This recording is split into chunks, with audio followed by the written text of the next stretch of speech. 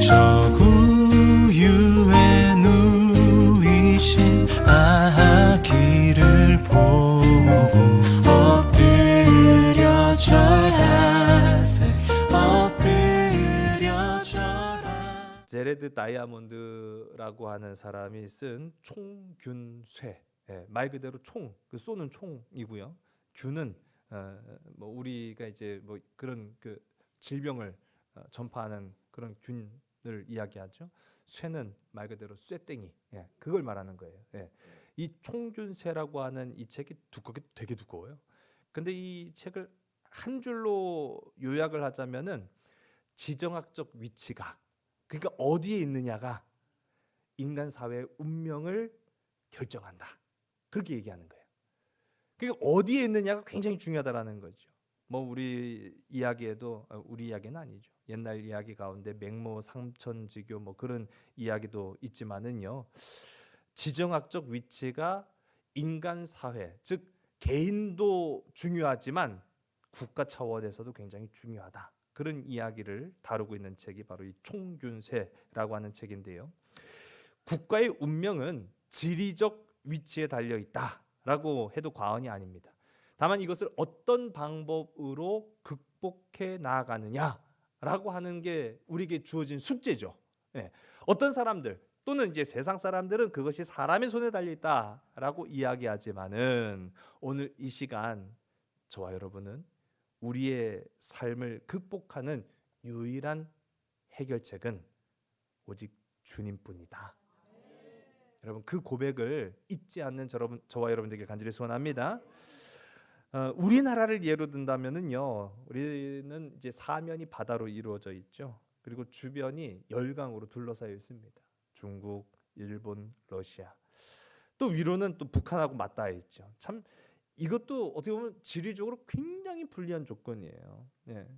그런 가운데에서도 이 나라가 선진국 반열에 섰다. 참 그야말로 저는요 하나님의 은혜라고 이야기하고 싶어요. 저만 그렇게 생각하는 것이 아니라 저와 여러분이 그렇게 고백하기를 간절히 소원합니다. 이와 비슷한 조건이요 많은 나라들 가운데 있습니다. 물론 우리처럼 그렇게 다 잘 되는 건 또 사실은 아니에요. 화면에 보시면은요, 이제 지구, 우리가 이제 세계 지도를 보여드리는데 전체가 아니에요. 이제 보시면 중앙아시아하고 남아시아, 조금 이렇게 서쪽으로 가면은 우리가 이제 성경의 배경이 되는 이스라엘도 나오고 그렇죠. 빨갛게 이제 화살표로 표시된 장소인데요.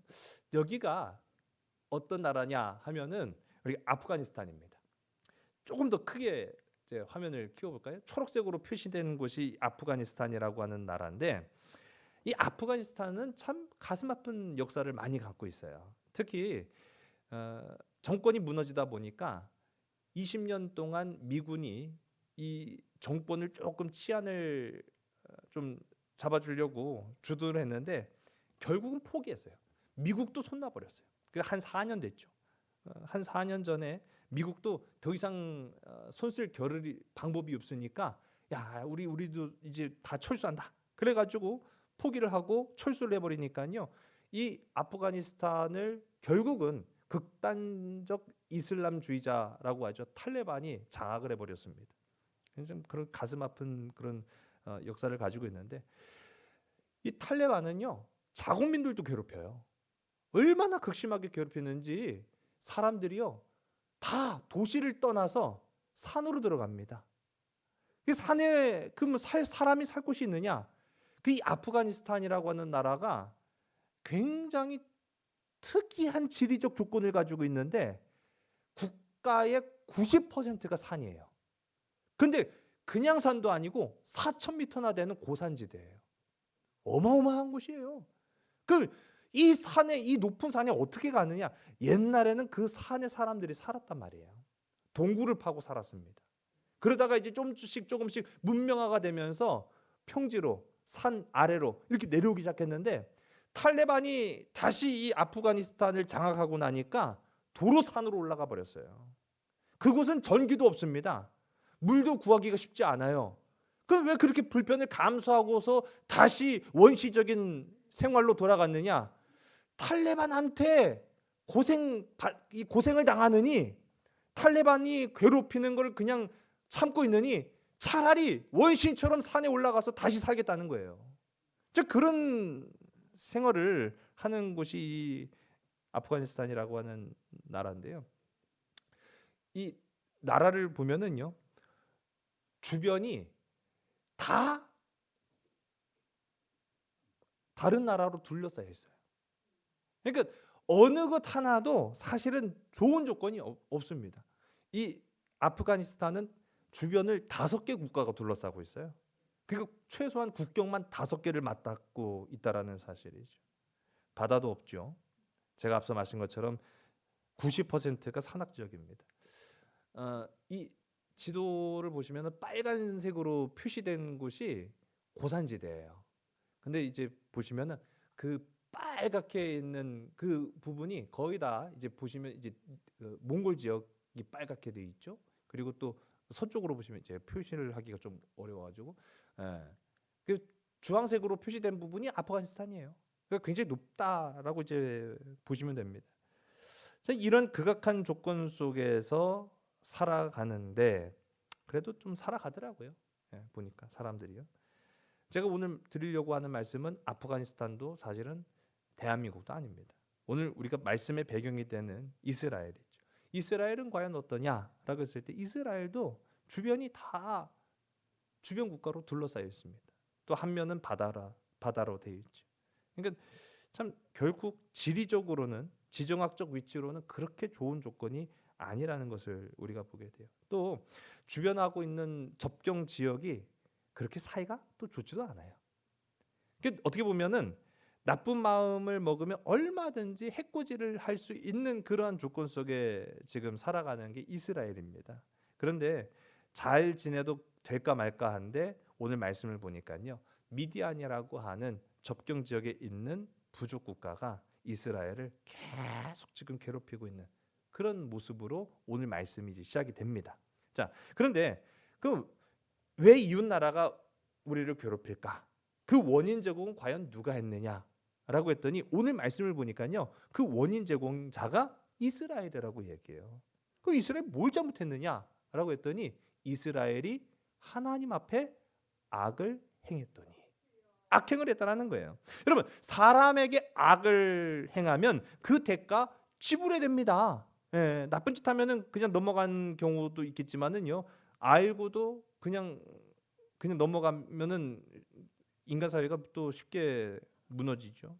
그러니까 악을 행하면 그 대가를 지불하게 되어 있는데, 성경은요, 하물며 사람이 하나님께 악을 행하면 그 대가는 심판과 형벌뿐이다, 그렇게 이야기해요. 지난 시간에 살펴본 것처럼 하나님께 대한 악행은 하나님을 의지하고 살아가느냐 아니면 하나님을 떠나서 살아가느냐, 그게 하나님 앞에 악을 행하는지 안 하는지에 대한 내용이라는 거예요. 그러니까 우리가 뭐 하나님한테 뭘 잘못했습니까? 내가 뭐 하나님한테 뭐 해코지한 게 뭐가 있습니까?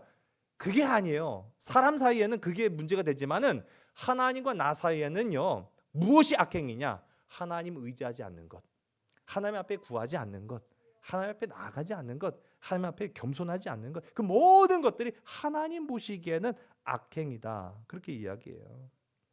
지난주에도 이 메로스라고 하는, 도대체 이 메로스가 어디인지 어떤 사람들인지는 우리가 구체적으로 알 수 없지만은 그들을 저주해라, 그 얘기를 했잖아요. 왜 그렇습니까? 하나님의 일에 동참하지 않았기 때문이다 라고 이야기합니다. 가만히만 있는 게 무슨 죄입니까? 하나님 앞에서는요, 기고 아니고를 분명히 하라는 거예요. 여러분, 오늘 이 자리에 나온 분들이야 말로 뭐 오해가 없겠지만은 그럼에도 불구하고 다시 한번 저와 여러분의 삶 속에 결단하시기 바랍니다. 나는 오직 하나님 백성입니다. 나는 오직 하나님만을 의지하겠습니다. 여러분, 그러한 결단과 고백으로 살아가기를 주의 이름으로 간절히 소원합니다. 가만히 있으면은 안 돼요. 가만히 있으면. 오늘 우리가 함께 읽은 말씀은 아니지만은 1절의 말씀을 제가 우리 함께 보겠습니다. 1절의 말씀 함께 읽습니다. 시작. 이스라엘 자손이 또 여호와의 목전에 악을 행하였으므로 여호와께서 7년 동안 그들을 미디안의 손에 넘겨주시니. 아멘. 사사 드보라 이후에 이스라엘은 다시 하나님이 이제 멀리하기 시작했다는 얘기예요. 그 대가로 미디안의 압제를 받게 됩니다. 이 미디안이 침략을 하고 그 침략으로 인해서 고통을 당했다라는 거죠. 근데 그 고통이라고 하는 게 무슨 고통이냐? 파종할 때만 되면은, 추수할 때만 되면은 이 미디안 놈들이 이스라엘에 들어와 가지고 누락질 해가는 거예요. 그 오죽하면은요. 오늘 우리가 함께 읽은 말씀은 11절부터인데 앞에 말씀을 보면은요. 이스라엘 사람들이 아까 제가 탈레반의 압제를 피해서 아프가니스탄 사람들이 그 고산지로 다시 올라갔다고 말했어요.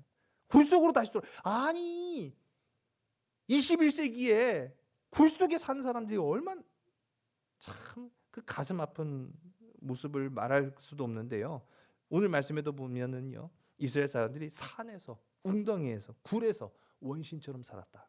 우리 2절에서부터 우리 4절까지의 말씀을 우리 함께 읽습니다. 미디안의 손이 이스라엘을 이긴지라 이스라엘 자손이 미디안으로 말미암아 산에서 웅덩이와 굴과 산성을 자기들을 위하여 만들었으며 이스라엘이 파종한 때면 미디안과 아말렉과 동방 사람들이 치러 올라와서 진을 치고 가사에 이르도록 토지 소산을 멸하여 이스라엘 가운데에 먹을 것을 남겨두지 아니하며 양이나 소나 나귀도 남기지 아니하니. 아멘.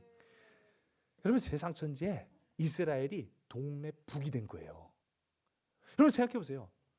불과 100년 전만 하더라도, 아니 불과 50년 전만 하더라도 이스라엘은요 가나안 땅에 위험을 떨치던 민족이었어요. 아니 그 종대였던, 그래서 광야 땅이나 헤맬 줄 알았던 그 나그네된 이스라엘이 가나안으로 들어와서 휘젓고 다니는 데마다 승리하기 시작하는 거예요. 군대도 아니었습니다. 갖추어진 국가와 나라도 아니었습니다. 그러나 그 누구도 이스라엘을 대적할 수가 없었어요. 왜? 하나님이 그들과 함께 하셨기 때문에. 아니 그렇게 대단하던 이스라엘이 이제는 나라 좀 갖추고 살아가 보려고 했는데 하나님 떠나 살기 시작하니까요 어떻게 됩니까? 맥을 못 추기 시작하는데 때가 되면은 미디안이 오죠, 아말렉이 오죠, 이놈 찾아와 갖고 뜯어가죠, 저놈 찾아와서 베껴가죠. 아주 세상 천지에 이런 동네북이 될 수가 없어요.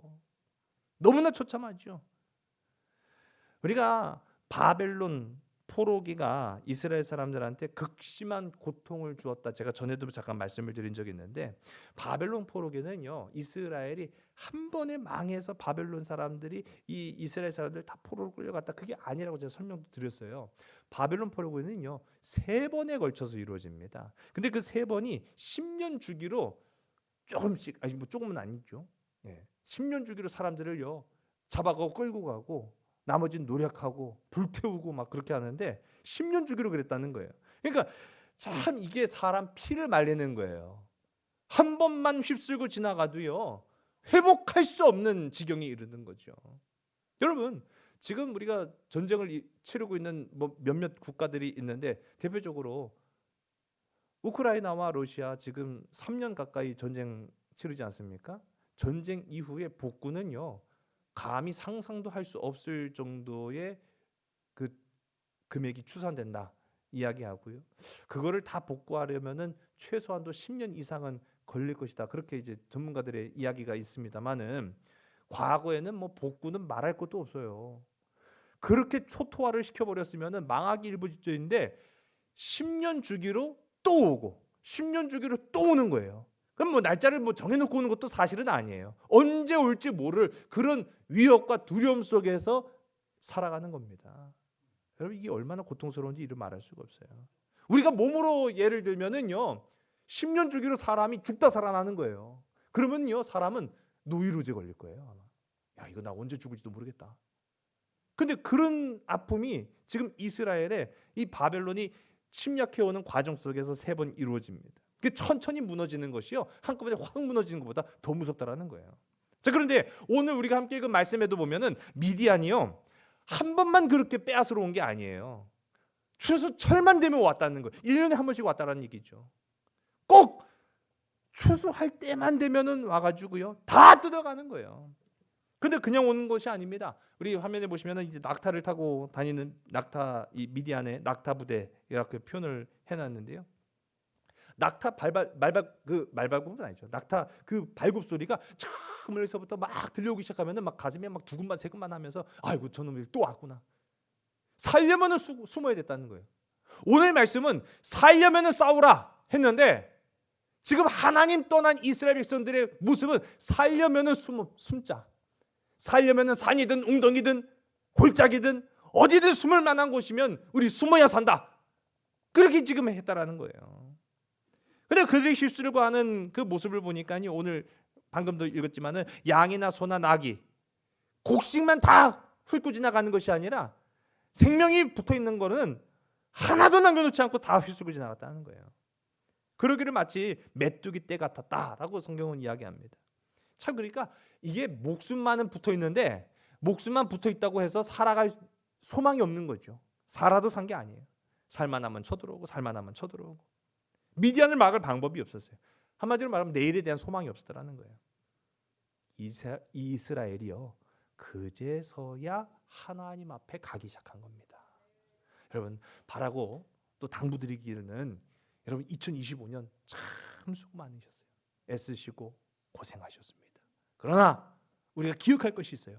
다가오는 2026년 당하고 나서 빼앗기고 나서 눈물 흘리고 나서 하나님 앞에 나아가기보다는 먼저 하나님 앞에 오늘 이 시간 우리가 주님 앞에 서 있는 것처럼 먼저 주님 앞에 나와서 주님만을 의지하겠습니다. 주님만을 바라보겠습니다.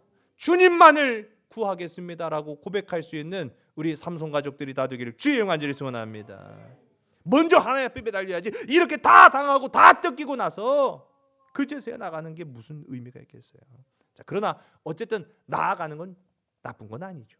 우리 6절의 말씀을 우리 함께 보겠습니다. 시작. 이스라엘이 미디안으로 말미암아 궁핍함이 심한지라 이에 이스라엘 자손이 여호와께 부르짖었더라. 아멘. 여러분 하나님 앞에 부르짖으면 하나님이 도와주셔요, 안 도와주셔요? 경험해 보셨어요?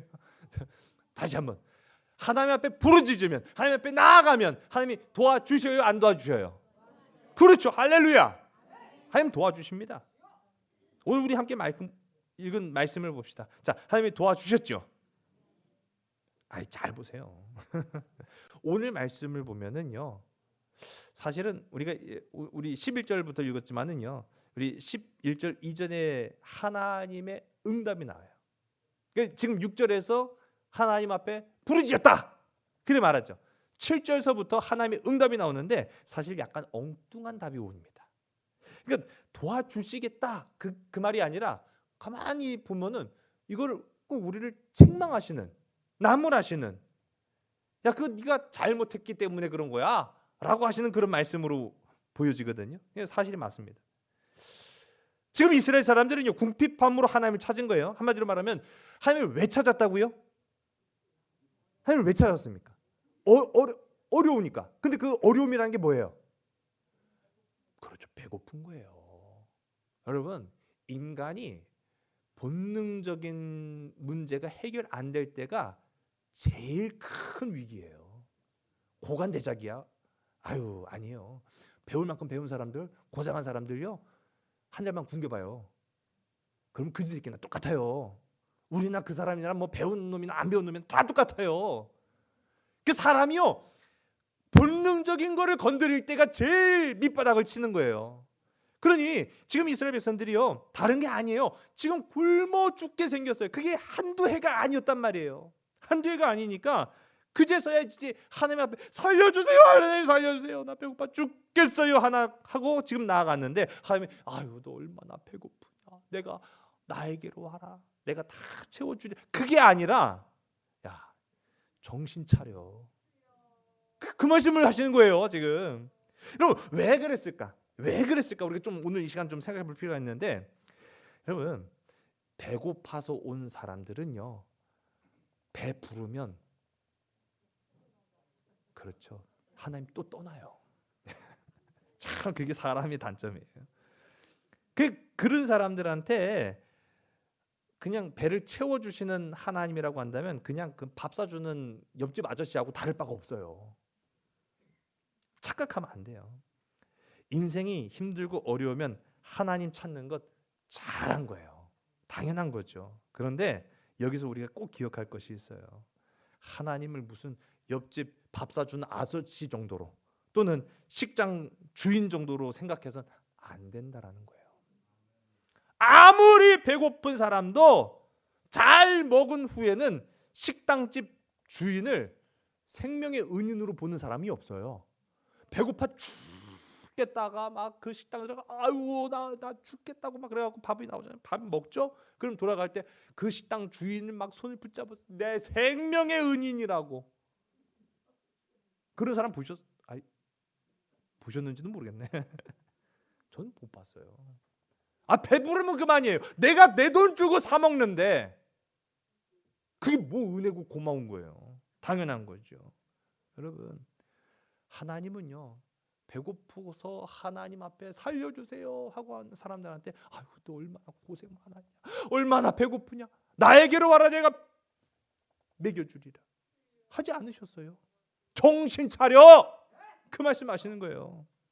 잠깐 내 배를 채울 목적으로 하나님을 찾지 말라는 거예요. 영원한 생명의 양식을 구하는 자가 되라고 말씀하십니다. 여러분, 하나님은요 선지자를 통해서 불쌍한 내 백성아, 내가 이전에 이스라엘 백성들을 광야에서 먹였듯이 너에게도 끊어지지 않는 만나와 메추라기를 양식으로 주리라 하지 않으셨어요. 내가 애굽의 종된 너희를 구원해서 지금 이곳 젖과 꿀이 흐르는 땅 가나안까지 인도해냈고 심지어는 이 땅을 너에게 주기까지 했는데 너희는 그 땅을 준 나를 보지도 않고 나를 의지하지도 않고 나를 찾지도 않고 도리어 이 땅의 주인이라고 주장했던 그 우상단지들 말만 듣고 살았잖아. 철 좀 들어. 말 좀 들어. 정신 차려. 하나님이 주신 말씀이에요. 여러분 이 상황 이해되십니까? 가끔 이제 저 어렸을 적 생각을 좀 해본 거예요. 제가 얼마나 참 효자였나 그런 생각을 했는데 학교 갔다 와갖고 야간 자율학습 끝나고 집에 돌아오면은 배가 고파 죽겠더라고요. 그때는 도시락 막 2개, 3개씩 막 싸가기도 했는데 그 다 소용없더라고요. 왜냐하면 2교시 끝나고 점심 도시락 까먹고 그러니까 점심 때는 저녁 도시락 까먹고 저녁 때는 뭘로 버텨야 되는데 버틸 게 없어요. 그러니까 하여튼 야간 자율학습 끝나면 진짜 배고팠는데 집에 가고 엄마한테 밥 줘가 인사가 되는 거예요. 집에 가면 엄마 보고 싶어서 아빠 오늘은 옥체 강령 하셨나이까 뭐 그런 얘기가 전혀 없어요. 그러니까 밥 줘! 밥 줘가 인사가 됐어요. 저희 어머니가 아이고 저 오늘도 밥돌이가 왔구나 그렇게 하셨겠어요. 야, 참 내가 식당 아줌마냐? 응? 엄마 말은 콧구멍으로도 듣지 않는 놈이 무슨 맨날 밥 타령이야. 야, 밥 먹고 싶으면 손부터 씻고 와. 밥 먹고 싶으면 옷 갈아입고 와. 야, 방이 그게 뭐냐? 응? 돼지우리냐? 돼지 키워?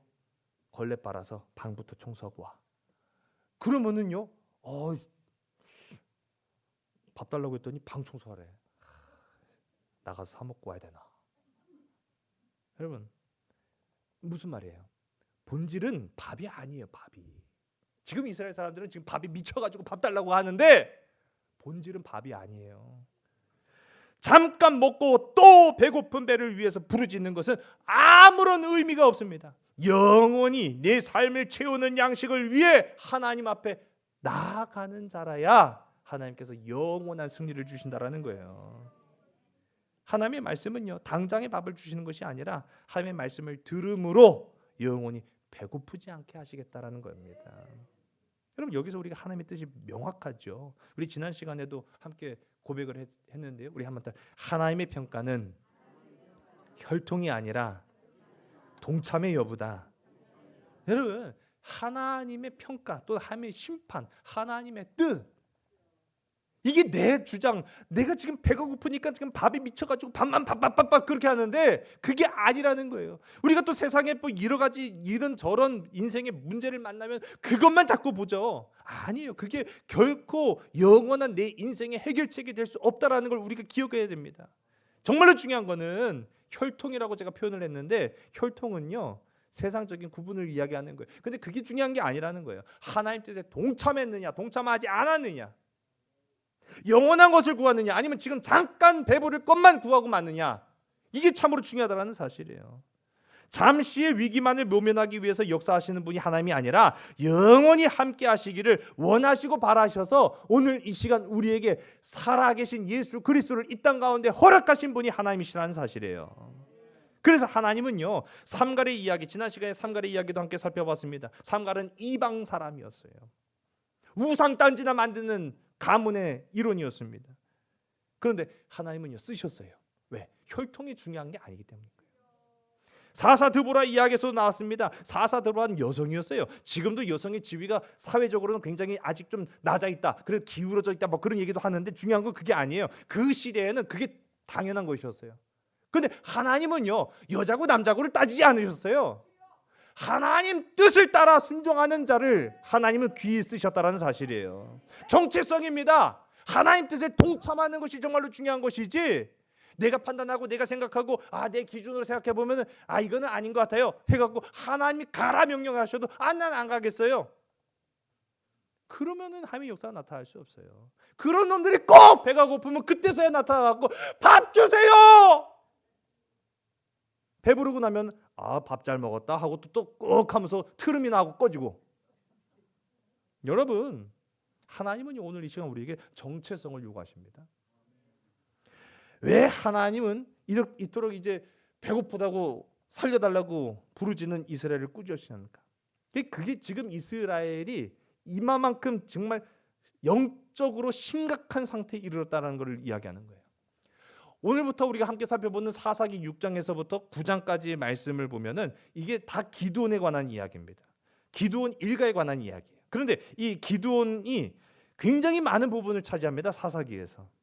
그만큼 중요한 사람이라는 얘기죠. 심지어는 이 기드온의 아들 같은 경우에는요 사사도 아니에요. 이 기드온의 아들은 사사도 아닌데 9장이 사사기에서 제일 길어요. 그 얼마나 참 대단한 가문이었는가라는 것을 이야기해 주는 것 같으나, 문제는 뭐냐면은 제가 지난 시간에 말씀드렸죠. 분량이 중요한 게 아니라는 거예요. 어떻게 쓰임 받았느냐가 중요하다라는 거죠. 문제는 좋은 의미에서 좋은 분량을 차지했다는 게 아니에요. 기드온이. 제가 기드온 좋아하는 사람들 많이 있어요. 기드온의 300용사, 기드온의 300용사, 아주 그냥 입버릇처럼 그렇게 그게 굉장히 좋은 신앙의 고백인 줄 알고 그렇게 얘기하는 분들 계시는데, 저는 약간 좀 삐딱한 시선으로 봅니다. 기드온 되게 좋은 사람 아니에요. 엄청나게 믿음이 좋은 사람은 아니었단 말이에요. 문제가 되게 많아요. 신앙적으로 도덕적으로 굉장히 문제가 많은 사람이에요. 그런데도 하나님은 글을 쓰셨어요. 중요한 거는 그러니까 그 기드온이 중요한 게 아니라 글을 쓰시는 하나님의 역사가 중요하다는 걸 우리에게 보여줍니다.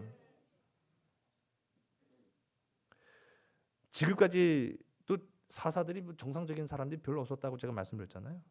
근데 이거는 아주 약한 맛입니다. 이제 기드온부터는 매운맛으로 들어가요. 비정상도 이런 비정상이 없죠. 그 첫 테이프를 끄는 게 사실은 기드온입니다. 학자들을 보면은요, 이러한 사사를 외부자 사사 그렇게 이야기하거든요. 그 신앙이 좋은 사람들 가운데 뽑은 게 아니라 그냥 바깥에서 어떻게 보면 신앙이 그렇게 썩 좋지 않은데도 그렇게 하면 쓰시는 그런 사람들을 이제 외부자 사사 그렇게 부르는데, 기드온, 입다, 삼손 이런 사람이에요. 대표적으로. 기드온 같은 경우에도 우리가 삼갈처럼 우상 숭배 가족이라고 했는데 여기도 우상 숭배가 아주 그냥 찌들어 있어요. 근데 삼갈은 이해가 돼요. 왜? 삼갈은 이방 사람이잖아요. 삼갈은 이방 사람이니까 그냥 그 집안이 우상 만졌다 그러면 그런가 보다 그렇게 하는데, 기도는 안 그래요. 이스라엘 사람이에요. 근데 그 집안이 아주 온통 바알 우상 숭배자, 아세라 우상 숭배자예요. 그런 가운데 세워진 사람입니다. 입다, 나중에 또 다뤄보겠습니다만 창의 아들이었고, 삼손, 변절한 단 지파의 출신이죠. 이 기도는 종교적으로 굉장히 문제가 많았다. 제가 방금도 이야기했지만은 그 아들 아비멜렉은요 우상을 숭배하는데 아버지 이름을 갖다 팔았어요. 굉장히 좀 심각한 집안이죠. 이 기드온의 이야기는요 시간이 흐르면 흐를수록 정말 어떻게 보면 이스라엘이 이토록 지금 엉망진창이 되고 썩어 문드러졌구나라고 하는 것을 보여주는 아주 단적인 예가 바로 기드온입니다. 지난 시간에 우리가 사사 드보라 때부터 좀 이스라엘의 문제가 삐그덕삐그덕거리기 시작했다 제가 말씀드렸죠. 하나님의 뜻에 12지파가 혼연일체가 되어서 우리 하나님의 일을 한다는데 우리가 다 동참하겠습니다. 손 들고 간 게 아니라 12지파 중에 딸랑 2개 지파만 전쟁에 나갔다니까요. 그러니까 이 현상이 점점 심해지는구나. 나중에는 이스라엘의 분열까지 이루어지겠구나라는 걸 이제 예고하기도 하죠. 뭐 여러 가지 문제들이 다 안고 있는데 그 분기점이 오늘부터 우리가 함께 살펴보는 이 기드온이라는 거예요. 12시죠.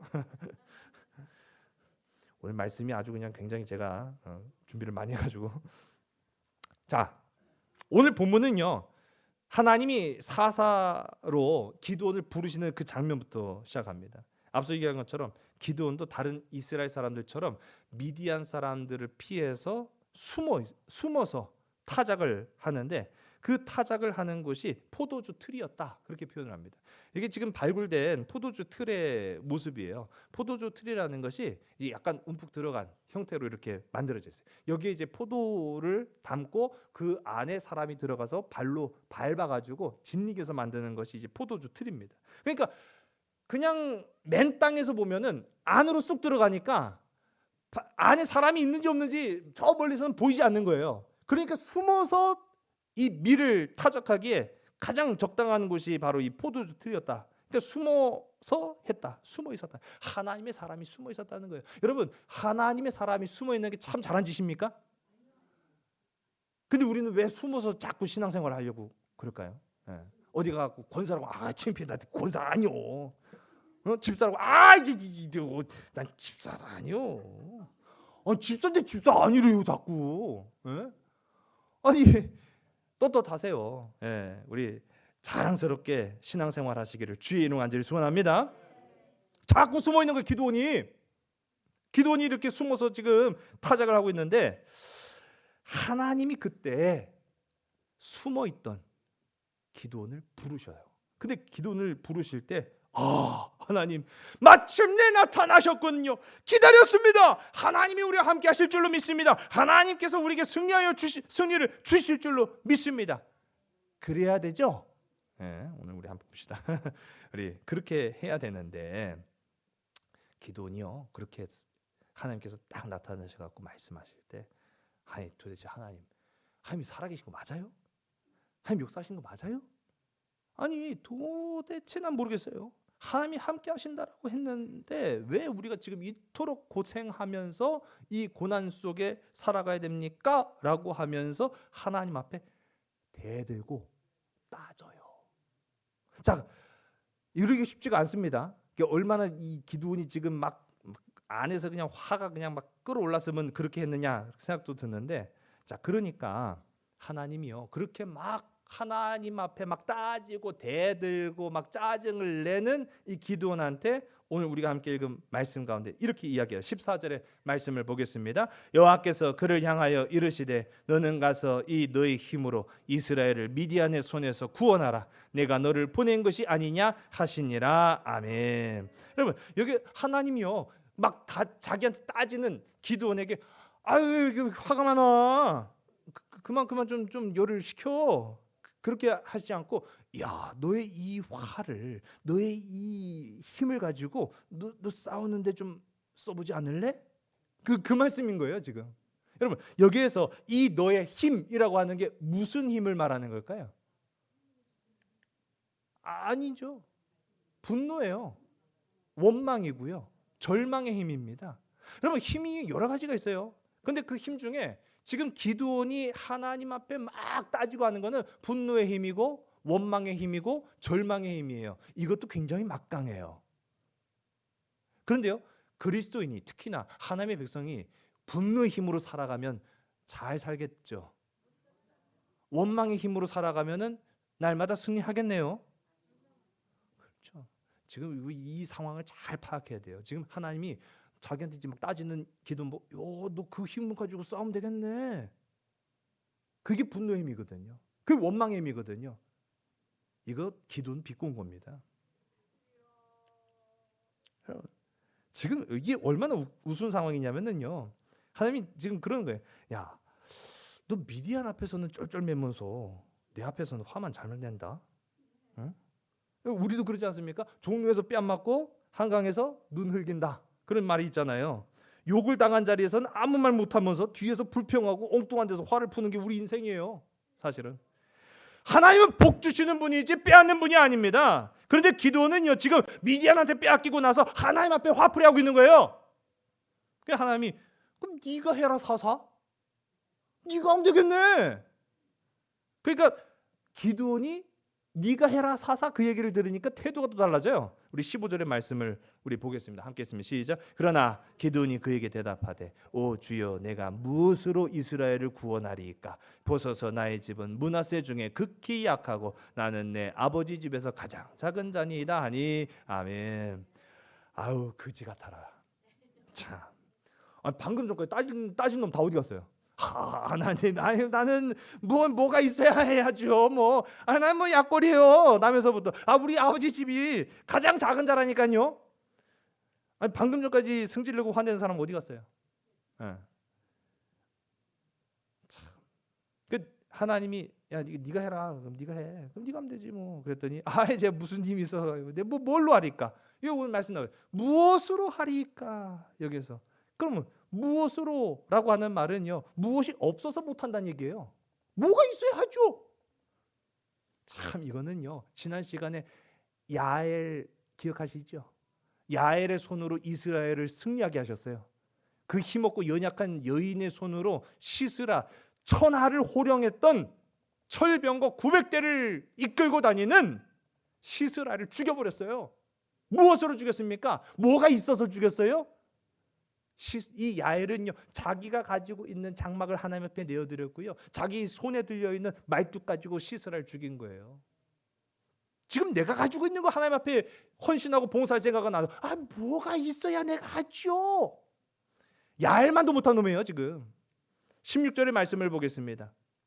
우리 16절에 말씀이 있습니다. 시작. 여호와께서 그에게 이르시되 내가 반드시 너와 함께하리니 내가 미디안 사람 치기를 한 사람을 치듯 하리라 하시니라. 아멘. 여러분 우리 한번 따라해볼까요? 언제는 있어서 한 적 있냐? 너는 나만 있으면 돼. 여러분 이게 오늘 우리에게 주시는 하나님의 음성인 줄 믿으시기 바랍니다. 야, 언제는 너 있어서 했냐? 있으면 네가 잘할 수 있을 것 같아. 너는 나만 있으면 돼. 우리가 예수 그리스도를 임마누엘의 하나님이라고도 표현을 합니다. 여기에서 이제 임마누엘이라고 하는 말은요, 하나님이 우리와 하나님이 나와 함께 하신다라고 하는 의미죠.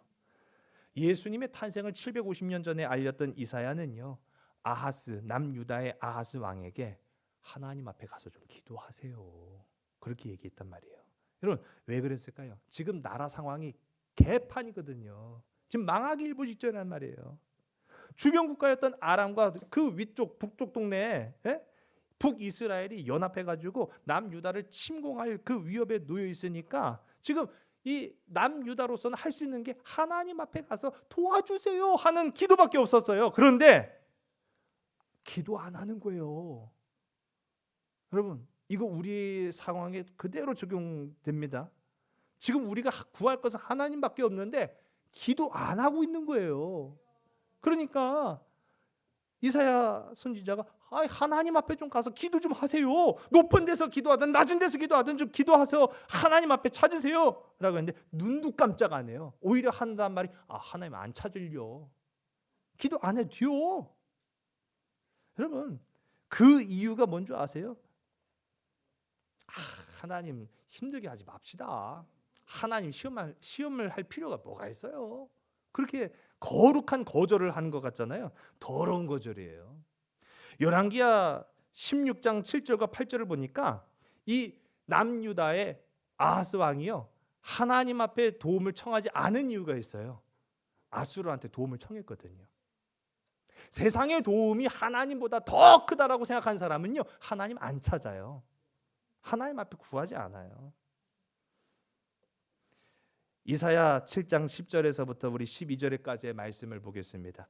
여호와께서 또 아하스에게 말씀하여 이르시되 너는 내 하나님 여호와께 한 징조를 구하되 깊은 데서든지 높은 데서든지 구하라 하시니 아하스가 이르되 나는 구하지 아니하겠나이다. 나는 여호와 시험하지 아니하겠나이다 한지라. 아멘. 여러분, 참 힘들고 어려운 상황에 처한 이에게 제가 안타까운 마음으로 다가가서 우리가 뭐 있어요? 가진 게 있어야죠. 가진 거 없어요. 그러나 하나님만 의지합시다. 힘내시고 모든 걱정, 모든 근심 주께 맡기면 됩니다. 제가 그렇게 부탁을 드렸더니 돌아오는 답이 뭔지 아세요? 목사님, 저 걱정 안 해요. 저 아무 문제 없어요. 그게 정답일까요? 제가 속으로 답답하다. 제가 그렇게 얘기한 이유는요, 하나님 앞에 온전히 기도하세요. 그 말이에요. 걱정하지 말란 얘기가 아니라, 걱정 당연히 없죠. 하나님께 맡겼는데. 근데 그게 중요한 게 아니라 제가 보니까 기도 안 하고 있어요. 근심하고만 있지 기도 안 해요. 걱정하고만 있지, 염려하고만 있지 기도 안 해요. 하나님 앞에 나아가지 않아요. 그러니까 더 온전히 하나님 앞에 나아갑시다. 그 얘기를 했더니 걱정 안 해요. 근심 없어요. 걱정 없어요. 이 무슨 경건한 거절입니까? 지금 그걸 이스라엘이 지금 하고 있는 거예요. 우리 하나님 도움 필요 없어요. 하나님 반만 주시면 돼요. 반만 먹게 해주세요. 여러분, 그 딱한 마음에 이사야가 예언을 선포하죠. 이사야서 7장 14절에 말씀 함께 있습니다. 그러므로 주께서 친히 징조를 너희에게 주실 것이라. 보라, 처녀가 잉태하여 아들을 낳을 것이요 그 이름을 임마누엘이라 하리라. 아멘. 여러분, 우리 한번 더, 주님이 아니면 싸울 수 없습니다. 여러분, 구원은 나에게서 오는 게 아니에요. 우리가 뭘 가지고 있다고 된 적이 있습니까? 하나님 말씀하시고 너는 나와 함께 할 때 그리스도 예수로 말미암아 구원을 받는 거야. 살려거든 숨어있지 말고, 살려거든 나와라. 살려거든 도망가지 말고, 살려거든 싸워라. 구원의 이름 예수 그리스도를 앞세워서 나아갈 생각은 하지 않고 불평과 원망과 그냥 땅속에 숨어 있는 것으로 그 인생을 끝장내버리는 기드온에게 당장 기어 나와서 여호와의 이름으로 나아가라 말씀하십니다. 여러분, 오직 예수 그리스도 우리의 구원자이신 주님을 통하여서 승리, 참되고 영원한 승리가 우리의 삶 가운데 임하기를 주님의 이름 간절히 소원합니다. 기도하시겠습니다. 승리를 주시는 참된 영광을 우리에게 허락하시는 살아계신 아버지 하나님, 우리가 정말로 주님을 찾아 부르짖어야 될 때에 외면하고 하나님 구하지 아니하고 그저 세상의 것을 의지하고 만족하며 살았던 우리의 모습 주님 용서하여 주시옵소서.